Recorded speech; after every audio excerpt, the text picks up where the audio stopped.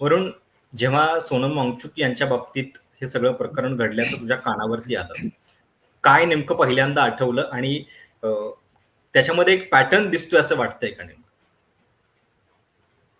अ, आता पॅटर्न तर सर्वांनाच दिसतोय प्रशांत आणि काय होतं, की आपण स्टेट ऑफ डिनायलमध्ये खूप काळ होतो. पण आता मला असं वाटतं, की हे सर्वांना क्लिअर कट मेसेज देण्याची ही पद्धत आहे आता.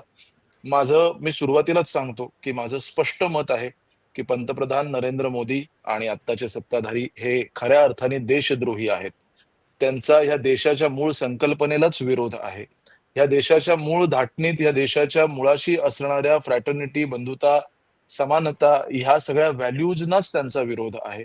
ते ह्या व्हॅल्यूज मानत नाहीत आणि त्या व्हॅल्यूज नष्ट करता येतील असे सर्व प्रयत्न आत्ता सरकारकडून चालू आहेत. त्याचं अगदी आत्ताचं ताजं आणि अतिशय भयंकर उदाहरण म्हणजे सोनम वांगचुक. भयंकर अशासाठी, की आपण थोडंसं मागे बघितलं प्रशांत, तर आपल्या लक्षात येईल, की सोनम वांगचुक कलम 370 ज्यावेळी हटवलं गेलं, त्यावेळी मला वाटतं पहिलं ट्वीट सोनम वांगचुक यांनी केलेलं अभिनंदन करणारं. हो, त्यांना हो. खरंच असं वाटलेलं, की आता इथून पुढे बदल होईल.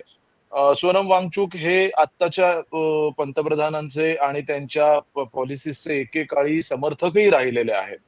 बरोबर. ह्याच्यातून एक गोष्ट अशी स्पष्ट होते, की हे सरकार, हे सत्ताधारी हे कुणाचेही सख्खे नाहीत. ह्यांना स्वतःच्या इमेज बिल्डिंगच्या व्यतिरिक्त किंवा स्वतःचं म्हणणं रेटण्याच्या व्यतिरिक्त इतर कुणाच्याही मताची किंमत नाही.